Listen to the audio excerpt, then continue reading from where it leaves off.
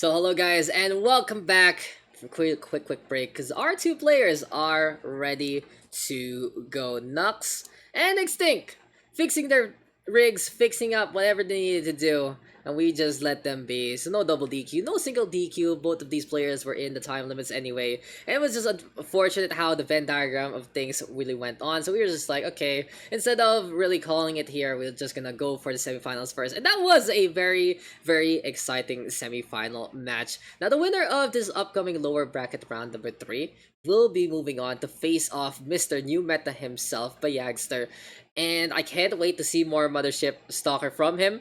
I feel like if Bayagster just added a few more things to the recipe, it'll be a recipe for success. But hey, enough about that series, and of course with the solid execution. And here and now, gonna be moving on over to a very different map actually. It's gonna be Golden Wall here for our best of 1 and lower bracket round number 3 coming your way. ZVZ action in the quarantine tournament.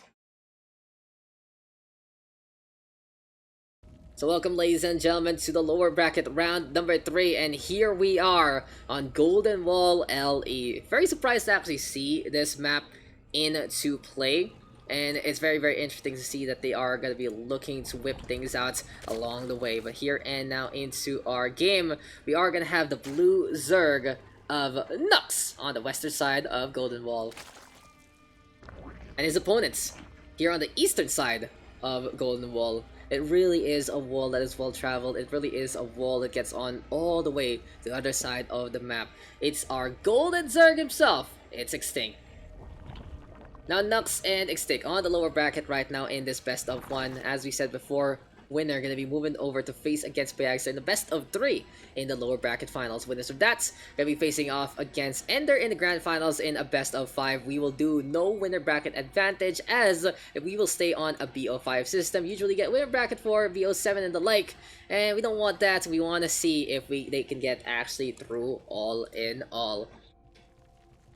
So in a situation like this, and in a scenario right now, Nuks versus XtinC is a very interesting philosophy, especially in the local scene. Because Nuks, as we said before, does like to go for the aggressor. He already goes for the pool first before going to the hatchery.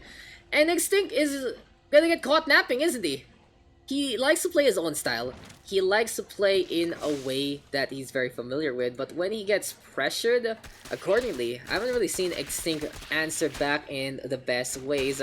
And now, this hatchery under the rest, a really good call from Nuks to go for the pull first. Knows exactly how his opponent goes, and you can really see just how hasty Nuks is going for this fight. Already going for the shots right here, right now. Queen might get surrounded, and XtinC, bro, your queen is dead.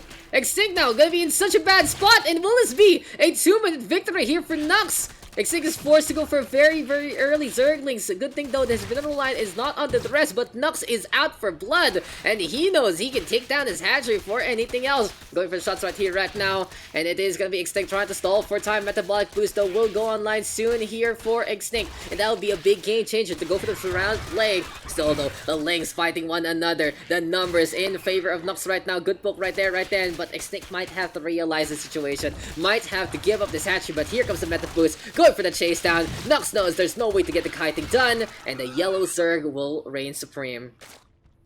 Close but no cigar, and already Nuks in position to defend. Look at that, the Queen's by the ramp, making sure that there is no way for the Zergling run on in. And this is just Nuks showing a little bit of that expertise truly in the matchup, expertise especially against his opponent. 3 queens in position, and XtinC losing out on the queen early means he's not gonna be able to get those cycles nor the creep spread that he wants. Here comes the push right now. XtinC trying to go for the bait and swap just to run on straight to that middle line. But hey, Nuks right now is feeling very confident. He was able to get a little bit of income there, and a pause is in order. Highly unfortunate. So you know, we are gonna be getting a quick little pause, so let's go back to me real quick. And yeah, okay, go. Is it me who has to go? Okay, no, there you go. So XtinC gonna be resuming that one, and we are back. So quick little issue there for XtinC, but seems like he was able to fix it up. But you know the bigger issue for XtinC right now is he is gonna be behind in terms of this economy. A strong opening here for Nuks right now, and XtinC is gonna be looking to just roll on up, looking to play back into his macro. But he already got walloped pretty badly there by Nuks. Luckily for him, he played it smart, and he was able to save his hatchery before anything else would happen. Losing a hatchery that early would be very, very painful, and Nux could just snowball from there. But speaking of the snowball right here, right now, going for the Cascades on. I do like the positioning bait here for Nux, and he's gonna be able to win that one out, as Nux was using part of the wall to mitigate some of that DPS. XtinC trying to go for some round, it doesn't happen. An advantage right now for Nux as he's going for the push. He still doesn't have metabolic boost, but XtinC is taking these fights, and it's not really the best way to go about things.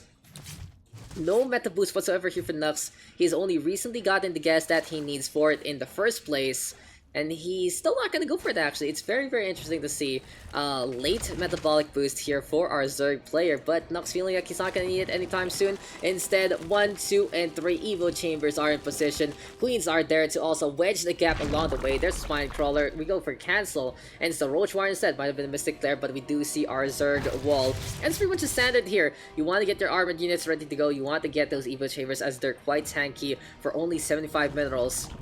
You are going to be a good component and will turn into later upgrades along the way. Anyway though, still all about that top extractor is going to be into play in Nux right now. Looking good to get a little bit of that gas boost. Will we finally see the metabolic boost? It really does not go for it. Okay, so Nux has given up on Zerglings. This is a game where Zerglings aren't going to be a big deal whatsoever, and when he realizes I want to build some Zerglings, it's like, hey, there's still an upgrade I haven't pressed. There's still something in the water, and its name is Metabolic Boost. But the real question is, will they even reach that point? Nux is looking very, very dedicated to play a range-based composition. The Queens, the Roach is going to be looking good into this one. Can go for the Nidus, but I wouldn't be surprised to see him go for the Roach Ravager, as well as the Hydra Lurker into a late-game scenario. What is this? What is this I clicked? Oh, it's a bird. I thought it was a different Zergling, but it's a bird. Okay, the Urubu. That's new. Or is it new? I'm not too sure. Critters aren't the biggest deal. They just move around and be pesky. It'll be funny though if game is won or lost because of a misclick on a bird like this. It's like, oh, I hit this one instead of hitting that unit, and that was the show right there. But anyway, Nux right now looking very, very secure on his defenses. He is going to be looking to go into Roaches, and XtinC is forced to respond in kind. Both sides though, all even in terms of that worker counts. But let's see what kind of units the Nux has in the first place. 11 of these Roaches looking to go on. And yes, it is going to be the Nidus network set on up with many of these Queens. He just wants to find a way to get the latch on. He's going to be happy already with the spread, courtesy of XtinC in the first place. Interesting enough though, XtinC has not connected these bases whatsoever. The Raptor going to get covered by that creep. And is he expecting the Nidus? A lot of patrol right here, right now. Nidus Worm going to be onto the outside. And XtinC gonna be feeling those tremors. He knows something is amiss. He knows something is coming. And in this instance, still no upgrades here for Nux. Is he gonna play this without any upgrades? Vanilla style right here, right now. No chocolate sprinkles. No Graham crackers whatsoever. It's just gonna be a plain old vanilla right now. With the Queens, with the Roaches, going for the push straight forward. All about using the economy to get an army out and about. And here we go with another Nidus Worm now, getting the vision that he needs. Beautiful transfusion into the forefront. An advantage here and now for Mr. Nux as he gets the push on in. Cascade on over though, and really a big pesky wall in the way. DPS being mitigated, but the drone's now gonna get pulled. And here comes the screech of the Nidus Worm yet again. No time for upgrades as he's just keeping on with the production. Gonna be able to get the unload on, and XtinC get blown apart, blown up every single time. These Roaches right now with the acid spit of the century, and it seems like XtinC's dreams have been dashed by at this point. Onto the main base we go. Nux slowly but surely crawling on over, and can the XtinC actually do anything? No, GG is called, and Nux will be able to move on into the next round, into the lower bracket finals, a date against Bayagster in our LBF.